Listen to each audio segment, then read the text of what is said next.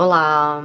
Esse vídeo é bem diferente dos vídeos que eu costumo fazer aqui, mas eu achei que nesse momento ele seria de extrema importância para as pessoas entenderem o que está acontecendo no Rio Grande do Sul, especialmente para quem não é do Rio Grande do Sul. O Rio Grande do Sul está passando pela maior catástrofe da sua história. E meu objetivo aqui é explicar para vocês um pouco do que está acontecendo, porque eu acho que tem muita informação ali na internet. Ajude, catástrofe, isso. E é difícil para quem é de fora, às vezes, entender a dimensão e o que exatamente aconteceu e o que está acontecendo. Acho que é mais fácil das pessoas compartilharem o que está acontecendo e chegar mais ajuda para quem está precisando, porque tem muita gente precisando. Então, eu sou gaúcha, morei boa parte da minha vida no Rio Grande do Sul, a maior parte dela no Rio Grande do Sul, em duas das cidades afetadas. Lajeado, que é de onde eu sou, e Porto Alegre, que eu morei uma boa parte da minha vida lá também. Então eu vou tentar explicar um pouco o que está acontecendo lá sobre o meu ponto de vista, de quem conhece a região, de quem viveu boa parte da vida lá e de quem está acompanhando de perto, vendo relatos de pessoas próximas e conhecidas tendo família impactada, conhecidos impactados, amigos impactados. E mesmo longe, tô aqui acompanhando tudo e pensando numa maneira que eu pudesse ajudar e compartilhar isso para as pessoas, usar esse meu canal aqui de comunicação para as pessoas entenderem um pouco do que está acontecendo de uma maneira um pouco mais clara, talvez mais didática, foi uma das maneiras que eu encontrei para essa ajuda. Então, como eu já falei, sou gaúcha, eu sou natural de Lajeado. Lajeado foi uma das cidades mais afetadas, é onde mora minha família também, e morei boa parte da minha vida lá. Lajeado faz parte do Vale do Taquari, que é formado por 36 municípios ali na região, e são municípios que são banhados pelo Rio Taquari. O Rio Taquari é o principal rio daquela região. Ele é um rio grande, com um grande volume de água, e onde vários rios menores da região desaguam ali. Na altura de Lajeado, ele tem aproximadamente 13 metros de profundidade. Ele é razoavelmente largo, então dá para imaginar o volume de água que ele já tem naturalmente, sem cheias. Quando chove muito,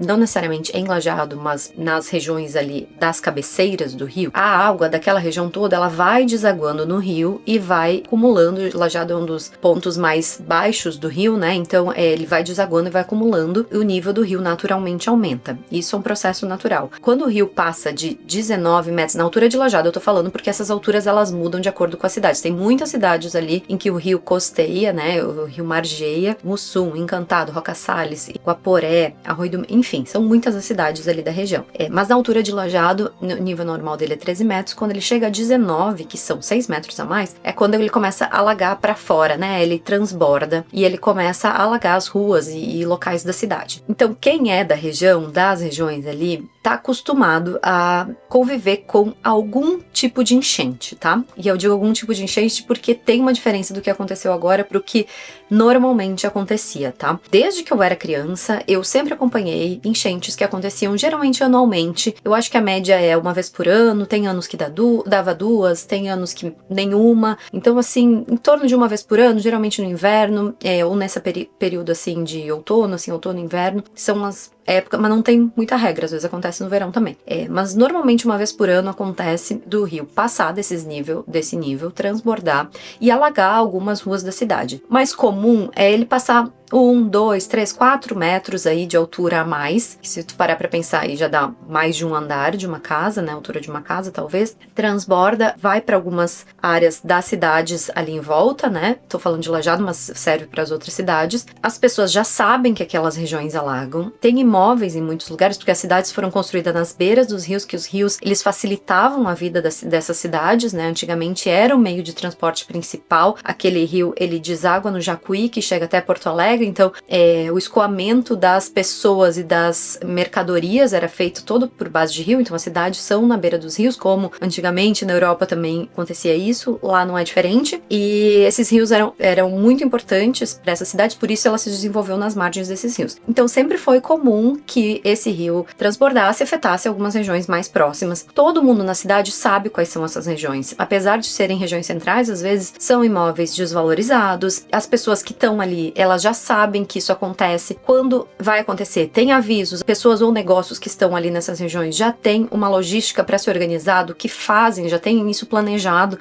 ou recolhem as coisas com caminhão, vão na casa de alguém, enfim, era um processo normal. Eu sempre acompanhei, a minha família nunca morou em regiões alagadiças, nunca teve negócio em regiões alagadiças, mas eu sempre conheci pessoas que viviam nessas áreas e sempre acompanhei isso desde a infância e nunca foi uma coisa super traumática, ou claro que é incômodo, é chato, mas as pessoas conseguem conseguiam conviver com aquilo, tá? Já tinha um aviso anterior, as pessoas se deslocavam, depois quando passava ali 2, 3 dias, a água baixou, voltam para suas casas, limpa, é um transtorno horrível, estrago que ficou, mas tava no processo natural, tá? Então eu não lembro, por exemplo, de ter tido uma morte em alguma enchente. E tinha enchente todo ano, por exemplo, sabe? Então, por mais que fosse chato, era um processo que a sociedade ali, a cidade sabiam lidar com isso. Mas aí, o que aconteceu no ano passado? Ainda não tô nem falando dessa vez, tô falando no ano passado. Eu vou contar da perspectiva do negócio da loja do meu pai, porque eu acho que dá pra ter uma ideia do que aconteceu com outras pessoas e outras famílias, tá? Meu pai construiu a loja, o prédio da loja dele, eu não lembro exatamente quando foi, uns 20 e poucos anos, num terreno que era numa região central da cidade, próximo a regiões que alagam, mas não alagava naquele terreno, ele era próximo. O que ele fez? Ele pegou a estimativa lá da pior enchente que tinha acontecido, que foi de 1941, e daqui a pouco eu explico sobre ela também, e aí ele ainda colocou uma margem de segurança para fazer um prédio mais alto para que a água não entrasse na loja dele, tá? Isso foi final da década de 90, início de 2000, eu não lembro exatamente o ano. Vida normal, nunca aconteceu nada até ano passado. O que aconteceu em setembro do ano passado? Teve um volume muito grande de chuvas, e chuvas nas cabeceiras também. O Rio Grande do Sul tá nesse momento sobre o fenômeno do El Niño, que daqui a pouco eu falo um pouquinho mais sobre isso. E esse volume muito concentrado de chuvas no Vale do Taquari, naquela região, ele acabou ocasionando em um volume muito grande nos rios de última hora. Eu acho que teve uma abertura de uma barragem que estava em risco de transbordar ou de romper nas partes altas do rio, e isso fez com que o rio subisse de uma maneira muito rápida no meio da madrugada, e os níveis de enchente ali que iam a 23, 24 metros normalmente, estourando 26 metros de altura, eles passaram desse valor, eles foram a 29 metros de altura. Então, como foi durante a madrugada, foi muito rápido, na loja do meu pai não deu tempo, por exemplo, de tirar as mercadorias, porque ninguém sabia que ia ir naquele volume de água, que ia ultrapassar a pior enchente que já tinha acontecido na região, ia ultrapassar muito, ele não é que ultrapassou, ele não chegava na loja e dessa vez chegou e ficou 2 metros de altura. Então, todo o primeiro andar da loja ele perdeu em mercadorias. O negócio dele é de fechaduras, acessórios para móveis, puxadores, todos esses suprimentos de marcenaria. Enfim, eu tô dando um exemplo para vocês entenderem sobre um ponto de vista, mas eu queria que vocês entendessem que isso se multiplica para muitas casas, de muitas cidades, muitos negócios e muitas casas de pessoas que não faziam ideia que a sua casa tinha chance de pegar uma enchente inesperada de uma hora para outra. E não é que aumentou um pouquinho do que costumava encher, aumentou questão de 3 metros do que era a maior enchente que a gente via, assim, né? Então, foi a 29 metros essa enchente de setembro do ano passado, tá? Então, vocês imaginam, de 13 para 29 metros, são 16 metros, pensem nisso em prédios, o quanto esse rio subiu. Então, ainda falando em setembro, nem cheguei no de agora. Teve cidades como Mussum, que faz parte de uma curva do rio, que o rio simplesmente ele não fez mais a curva, ele veio por cima da cidade, e grande parte da cidade foi inundada, muitas pessoas morreram, muitas mesmo, porque não tiveram tempo de sair das suas casas, não sabiam que a água ia chegar nas suas casas, e aí quando conseguiram sair, iam pra cima do telhado, muitas vezes para tentar se salvar, mas o resgate não estava vindo a tempo, então foi uma cena de terror, assim, que aconteceu. Isso tudo em setembro. Foi a maior tragédia que já tinha visto ali. Eu não sei exatamente o número de mortes, porque os números divergem que eu fui pesquisar, mas foram 70 e tantas mortes, se eu não me engano. Entre 70 e 100 mortes, alguma coisa assim. Além disso, eu queria que vocês entendessem que nesses locais o rio vai com uma violência muito forte. Ele tem uma correnteza muito grande já em níveis normais, então vocês imaginem aí quantos andares a mais de água a gente tem com uma velocidade muito alta. Então destrói tudo por onde passa. As casas muitas vezes destrói tudo que tem dentro de casa e a casa fica, mas fica destruída. E muitas vezes a casa vai junto. E não tô falando de casinha simples de madeira, eu tô falando de casas de alvenaria, casas normais que as pessoas vivem. Então foi uma destruição muito grande. As cidades precisaram de muita ajuda para se reerguer, mas foi muito pontual isso no Vale do Taquari, isso. E aí o que aconteceu e tá acontecendo agora no Rio Grande do Sul, tá? O porquê isso aconteceu, por que esse fenômeno natural aconteceu, é uma combinação de um fenômeno natural que é o El Niño, que acontece de 3 a 7 anos, que ele acaba provocando chuvas mais fortes na região, maior concentração de chuvas, só que a diferença de pressão da região central do Brasil, por causa do aquecimento global e por causa de uma corrente de ar que vem da Amazônia, que coincidiu tudo nesse período. A gente teve o abril mais quente da história registrado, né, no mundo, então tá com um calor muito forte no centro e no norte do Brasil, e essas correntes de ar acabaram concentrando essas chuvas, que normalmente iriam um pouco mais para cima pro restante do Brasil, elas se concentraram muito no Rio Grande do Sul. E aí choveu uma média de 200% da precipitação mensal em menos de 24 horas. E não foi só nessa região que eu tava falando para vocês do Vale do Taquari, foi em todo o Rio Grande do Sul, principalmente na região norte do Rio Grande do Sul, mas em todo o Rio Grande do Sul choveu muito. E aí a gente pega o que aconteceu lá em setembro, mas a gente piora isso. Começou na semana passada com consequências na Serra do Rio Grande do Sul. Nem é uma região que é impactada por enchentes. Quando eu falo de Vale do Taquari, eu tô falando em um vale, né? Então por isso que os rios acabam impactando mais. Mas quando a gente fala em serra, o que acabou acontecendo? Os volumes de chuva foram tão grandes que acabou tendo muito deslizamento de terra em muitos locais que não eram de risco, que não estavam previstos que pudessem acontecer esses deslizamentos. Foram muitas casas que foram soterradas com as pessoas dentro, estradas que desabaram, ou morros que desabaram em cima de estradas, as estradas ficaram isoladas. A gente teve, por exemplo, o grupo de jogadores da CBF que ficou com o ônibus preso numa estrada entre um desabamento e outro, e o ônibus não tinha como andar. E eles tiveram que sair a pé do carro para irem até uma cidade próxima, para conseguirem um hotel, para se abrigarem, e muitas pessoas ficaram isoladas com isso, ficaram sem poder conseguir ajuda, porque os locais estavam isolados, pessoas que precisavam de ajuda médica, às vezes quebra a perna, alguma coisa acontece, não chega socorro, as chuvas estavam muito intensas, os helicópteros não conseguiam chegar nos lugares, então o caos começou lá pela Serra na semana passada, mas isso foi descendo. E aí, ao longo da semana passada, esse volume de chuva foi indo para cidades, então, que recebem esses rios, de novo no Vale do Taquari também, mas nos outros rios ali da região do Vale dos Sinos também, teve muitas regiões alagadas. Para vocês terem uma ideia de proporção agora, que eu tinha falado que o rio chegou a 29 metros, voltando lá pro exemplo do meu pai, para vocês entenderem, quando ele viu a previsão dizendo na terça-feira que,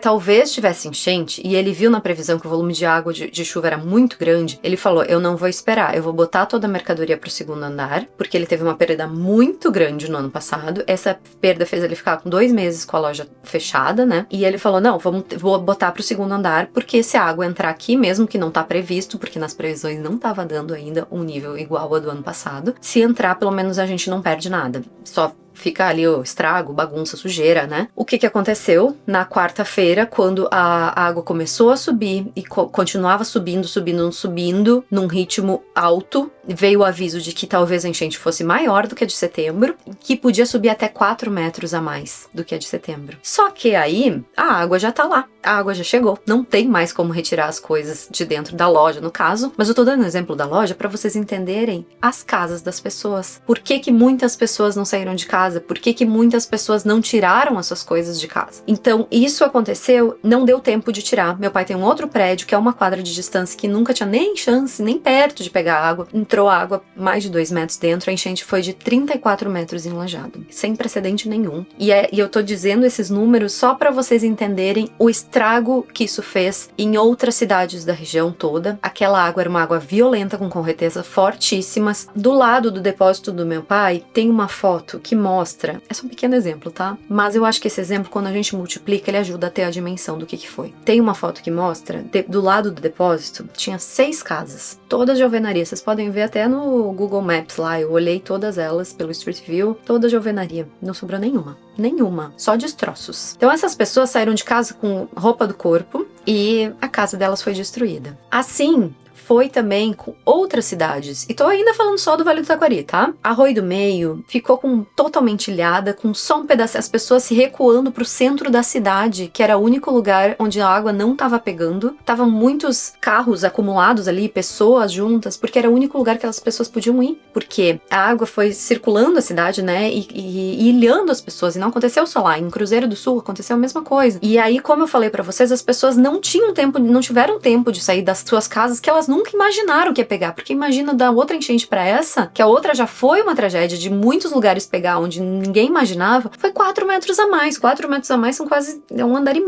acima. Então, foi muita gente pega de surpresa. Além disso, eu não sei quantas pontes foram destruídas no estado. Exemplo de novo de Lajeado. Lajeado e Arroio do Meio são cidades 10 minutos de carro, 5 minutos de carro, são coladas. Elas são separadas por um rio. Esse rio tinha 2 pontes. Uma ponte mais na área urbana e outra ponte numa rodovia. As 2 pontes caíram. As pessoas trabalham e moram nessas 2 cidades, fazem essa circulação o tempo inteiro. Tem famílias divididas, porque não tem mais como ir de uma cidade para outra agora. Então essas cidades ficaram ilhadas. Aconteceu com muitas microcidades da região, muitas. Sem internet, sem energia elétrica, sem fornecimento de água. As pessoas não estão na casa delas, estão achando lugares de pessoas para ficar ou estão em abrigos, sem recurso nenhum em muitas cidades. Lajeado começou a baixar a água, lá por sábado a água começou a baixar, e quando a água começa a baixar, vem a próxima tristeza, que é ver os estragos, porque primeiro vem as pessoas que não conseguiram ser socorridas, ou as equipes de socorro tentando e não conseguindo chegar a todos os locais por causa do volume de água, da violência da água, muitas vezes não consegue chegar. Nos primeiros dias estava chovendo muito, os helicópteros não conseguiam chegar perto, então foram muitas pessoas, gente que ficou 3 dias em cima de telhado esperando resgate, gente que tentou esperar resgate, não deu tempo, a casa foi arrastada junto, uma tristeza sem fim. E aí depois, quando a água começa a baixar, as cidades ainda estão ilhadas, elas estão sem comunicação, as pessoas não sabem o que está acontecendo com seu familiar que não tá conseguindo se comunicar. Quando a água baixou, a gente vê a destruição, eu vi algumas imagens aéreas. Cruzeiro do Sul, que é uma cidade ali do lado de Lajeado, foi muito destruída, e destruída é isso que eu tô falando, das casas não existirem mais. Roca Salles também foi horrível, Arroio do Meio também foi horrível, enfim, muitas das cidades ali. E isso, a água começou a baixar no sábado. Só que todo esse volume de água que aconteceu não só no Vale do Taquari dessa vez, mas se espalhou por outras regiões do estado, todo o estado, mas principalmente na região norte do estado, esses rios todos desaguam pro rio Guaíba, no mesmo lugar, que é o rio que costeia ali a Porto Alegre, que é a capital e a região metropolitana. Então, 2 dias depois que começaram as cheias lá no Vale do Taquari, nas outras regiões, o rio Guaíba começou a encher. E aí, cabe aqui eu explicar um pouquinho para vocês como é que é o histórico dessa região, porque aí vocês entendem também o tamanho dessa tragédia. Diferente do Taquari, que é um rio muito violento, o Guaíba, ele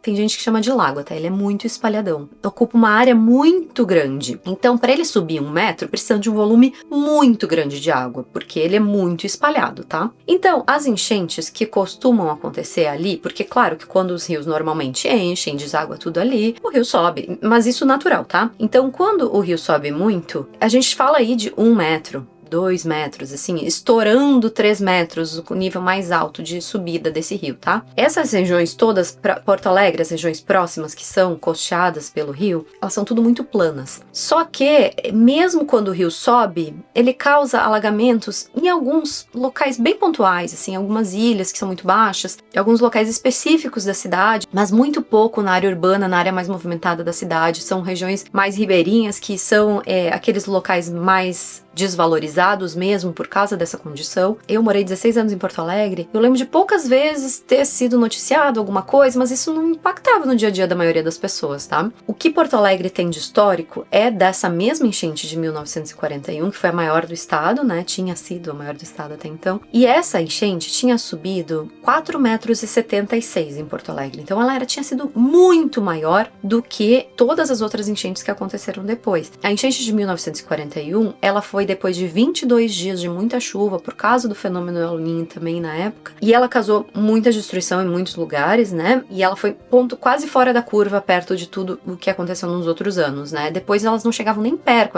acho que a enchente mais próxima tinha chegado a 3 metros, alguma coisa assim. Depois dessa enchente de 41, Porto Alegre instalou comportas na região do centro histórico, para proteger a entrada da água na região central. Essas comportas dificilmente são usadas, eu sei porque morei 16 anos lá e eram usadas pelo menos, né? E eventualmente, quando a água subia um pouco mais, se fechava, se protegia ali o centro, tudo certo. Dessa vez, tiveram que fechar as comportas, mas as comportas não deram conta. Porque a última informação que eu peguei aqui é que o rio subiu 5,30 metros, ou seja, maior do que aquela enchente histórica já. O que acontece? num local, tanto em Porto Alegre como na região metropolitana, e que teve muitas regiões que nunca tiveram água nem perto da sua casa. Foi dado o aviso de que a água subiria e que muitas regiões seriam afetadas. Se falou em quantidade de bairros, mas era assim, 30 bairros em Porto Alegre. Canoas, Guaíba, Eldorado, todas as cidades ali da região estavam em risco. E assim, eu não estava lá para saber como é que as pessoas estavam recebendo isso, mas eu sei de pessoas próximas que demoraram muito tempo para entender quais eram mesmo as áreas de risco, que locais pode alagar ou não. E o que aconteceu com isso? A água começou a subir e alagou muitos locais, com muitas pessoas que não faziam ideia de que a água chegaria nas suas casas. As pessoas se dão conta que precisam sair quando já não conseguem mais sair, porque a água já entrou, elas já não conseguem mais sair de carro. Muitas vezes elas não querem deixar as coisas com medo de serem roubadas, porque isso acontece mesmo. Muitas vezes elas não têm pra onde ir, muitas vezes elas não querem deixar as coisas, não entendem a gravidade, até porque não era claro qual era, até onde podia subir, quanto podia subir. E aí, o que aconteceu é que teve muita gente precisando de resgate. Tá tendo ainda, né? Porque ainda não tá rolando isso. Até esse vídeo ir ao ar, provavelmente os números já vão ter mudado, talvez você assista quando já mudou muita coisa e já estejam atualizados. Eu tô falando o cenário agora pra tentar explicar como a gente chegou aqui. Os dados que eu peguei agora pra gravar esse vídeo, que provavelmente até ele ir ao ar, até você assistir, já mudaram, era que, por exemplo, Canoas, que é a cidade coladinha em Porto Alegre, tava com 2/3 da cidade embaixo da água. 2/3 da cidade. A cidade tem 300 e tantos mil habitantes. 2/3 dela tá embaixo d'água. Pense em todos os desdobramentos que isso tem, tá? Essas pessoas, primeiro, elas precisavam ser resgatadas, porque muitas delas não saíram dali, estavam em cima de telhados. Muitas pessoas não tinham pra onde ir, e aí tu precisa encontrar lugar pra essas pessoas ficarem. São não sei quantos bairros de Porto Alegre também, então não é só Canoas e só concentração ali, isso é só um exemplo de Canoas pra vocês entenderem a gravidade. Eu não sei exatamente os números, até porque toda hora atualiza, não se sabe exatamente os números, mas já tinha mais de 100 mil pessoas só de Canoas que tiveram que sair das suas casas. E aí vai somando de todas as cidades do estado. Começou a não ter abastecimento de água, porque os distribuição de água não estão dando conta, os supermercados não tem mais água disponível para as pessoas tomarem. Tá sendo feitas ações para todos os lados, tentando ajudar para dar conta disso, mas as pessoas estão saindo das suas casas só com a roupa do corpo. A diferença ali nessa região é que a água não é violenta, geralmente, quando ela vem, mas mesmo assim a água entrando em casa, ela destrói praticamente tudo. Então pensa que muita gente tá saindo de casa só com a roupa do corpo e provavelmente vai voltar e vai ter perdido praticamente tudo. E muita gente, assim, eu tô falando milhares e milhares e milhares de pessoas. Essas pessoas estão sendo acolhidas, tá tendo muita ajuda, mas eu queria tentar explicar um pouquinho pra vocês entenderem o tamanho, a dimensão dessa catástrofe, do que aconteceu lá e de quanta ajuda essas pessoas vão precisar. Eu tô vendo muita gente fazendo comentários na internet, perguntando quando eu vejo posts disso, porque as pessoas estão fazendo ajuda o Rio Grande do Sul, ai, tragédia no Rio Grande do Sul, e eu tô vendo que as pessoas têm um pouco de dificuldade de entender, mas por que as pessoas não saíram de casa? Por que, né? Por quê? E é por isso que elas não saíram. Muitas pessoas, idosos, às vezes não querem deixar a tua casa da vida inteira ali. Como eu vou deixar? Tem que cuidar da casa. Se eu sair, vão pegar tudo, vão roubar, vou perder. Então, isso é o que tá acontecendo. E aí as equipes de resgate não dão conta, porque são muitas cidades, começou lá na Serra, foi pro Vale, vem pra região metropolitana, são muitas cidades, muitos focos de pessoas precisando de ajuda, precisando de resgate, precisando de mantimento, precisando de água, e as pessoas começaram a se voluntariar pra tentar ajudar, e tá vindo ajuda de todos os lados, e tá bonito de ver essa ajuda, mas eu queria que vocês entendessem o tamanho desse estrago, o tamanho, porque depois que todo mundo se salvar e precisar manter essas pessoas aí, Lajado, a água baixa rápido, a previsão é de no mínimo 20 dias. Eu vi que quando parar a água parar de subir, pelo menos 3 dias para baixar de 5 para 4 metros, pelo menos 10 dias para baixar de 4 para 3, pode demorar mais de 20 dias. O aeroporto de Porto Alegre tá tomado de água e vai estar fechado até final do mês de maio, pelo menos. Então não tem como chegar de avião, não tem como chegar por terra, porque as estradas estão bloqueadas. Eu acabei de ver agora de manhã o mapa das estradas bloqueadas. Tá bloqueado para todo lado, porque não tem como passar, ou foi desabamento, ou tá inundado, ou não tem mais ponte. Então, assim, tá uma situação muito caótica, e a minha intenção de fazer isso é que as pessoas que não são de lá, que não estão entendendo o tamanho do caos, quando eu olho uma cidade que eu conheço e vejo onde inundou, eu consigo ter uma noção, mas eu sei que quem é de fora não consegue ter ideia disso, não consegue ter uma dimensão disso. No total, dos 497 municípios do Rio Grande do Sul, 345 já foram atingidos agora, e esse número ainda pode aumentar. São mais de 800 mil pessoas afetadas. São milhares e milhares e milhares familiares que perderam tudo que tinham, que perderam casa, que perderam roupa, até a roupa do corpo, tudo, todas as memórias, todas as fotos, tudo. Então, assim, é uma tragédia material, é uma tragédia de pessoas. A última informação que haverão 83 mortos, mas talvez já sejam mais. A gente vai ter uma ideia da tragédia que é quando essa água baixar, e vai demorar ainda alguns dias ainda para isso acontecer, porque quando baixa as águas a gente vê pessoas mortas, animais mortos, que não conseguiram sair de casa, talvez. A destruição dessas casas, se começa a contabilizar, talvez, o que aconteceu. Já são mais de 20 mil pessoas em abrigos, mas eu não acredito nesse número, porque pelos meus cálculos mentais é muito mais gente em abrigo. Quando essas águas baixarem, eles vão precisar de muita ajuda para limpar isso tudo, para reconstruir essas casas, essas cidades, os negócios. Muita gente vai perder o emprego. E eu quis trazer isso tudo para vocês, para você ter uma noção, para ver se isso ajuda as pessoas a entenderem o que está acontecendo. Eu só não queria que o foco nesse momento fossem achar culpados, que isso virasse uma guerra política ou de apontar responsabilidade, porque são muitas camadas e eu acho que isso é um assunto muito válido, que é importante de ser falado, mas eu acho que nesse momento a gente precisa concentrar as nossas ações em ajudar essas pessoas que estão precisando e muito agora. Por isso, toda ajuda é bem-vinda, porque eu acho que, como vocês viram, é muita gente afetada, é muitas camadas de ajudas que vão ser necessárias, vai precisar de muito recurso para isso, e especialmente nesse momento, alguns caminhos ajudam essa ajuda a chegar rápido nas pessoas. Tem pessoas lá na linha de frente indo atrás e compra colchão e compra mantimentos para manter aquelas pessoas ali, e essa ajuda tá chegando nas pessoas de maneira rápida por alguns meios.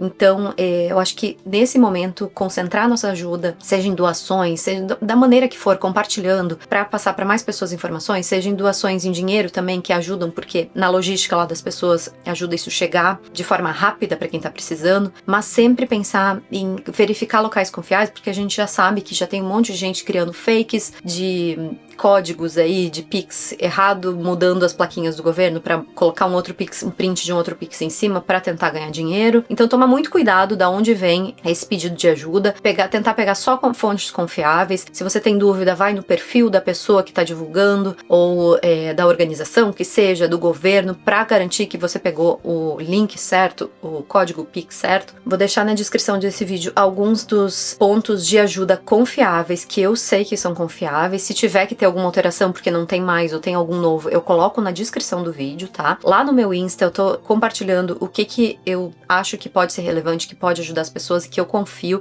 Tô deixando nos destaques o que eu já compartilhei para vocês não perderem. Tem post no feed, vai ter mais post no feed também. Então tem muitas maneiras de ajudar. Se você não consegue ajudar com dinheiro, veja se você consegue doar. Eu não consigo dar todas as informações de todas as cidades, de todos os locais. Procurem saber o que tem na sua cidade para você conseguir compartilhar. Correio tá em alguns estados, pelo menos Paraná e São Paulo, enviando gratuitamente as doações para o Rio Grande do Sul. Quem é do Rio Grande do Sul tá mais envolvido com isso, mas tente ajudar da maneira que for. E o que me deixa esperançosa é ver a quantidade de pessoas envolvidas, preocupadas e ajudando, a solidariedade do povo gaúcho, sim, mas do resto do Brasil e de outras pessoas espalhadas por outros lugares. Tem muita gente empenhada em ajudar, sendo solidário, compartilhando, preocupada. Isso me dá esperança. Isso me dá esperança na humanidade, nas pessoas. Tem muita gente querendo ajudar nesse momento crítico. E eu, como gaúcha, eu acho que quando a gente tá perto, mesmo eu estando longe, né? Mas quando a gente tem pessoas próximas impactadas, a gente conhece as pessoas, eu acho que isso nos atinge de uma maneira que achei que eu precisava fazer alguma coisa, mesmo estando longe. E essa explicação é uma das maneiras que eu encontrei de talvez informar as pessoas para elas entenderem a dimensão do problema que a gente tem aqui, tá bom? Aproveitar e agradecer essa ajuda de todo mundo que tá tendo em todos os lugares aí que estão ajudando, seja quais forem as fontes de ajuda que vocês estão tendo. Eu acredito muito que com essa ajuda o povo vai se reerguer e vai conseguir encontrar maneiras dessas pessoas saírem desse trauma, porque é um grande trauma psicológico para um povo inteiro, né? É um trauma coletivo isso, que é um impacto muito grande na mente das pessoas isso também, mesmo reconstruindo depois, né? E é isso, obrigado por me escutarem até aqui, compartilhem com todas as pessoas que vocês acham que podem estar confusas, que queiram entender melhor sobre o ponto de vista de alguém que é de lá, que consegue entender a dinâmica do que está acontecendo, e muito obrigada, um beijo.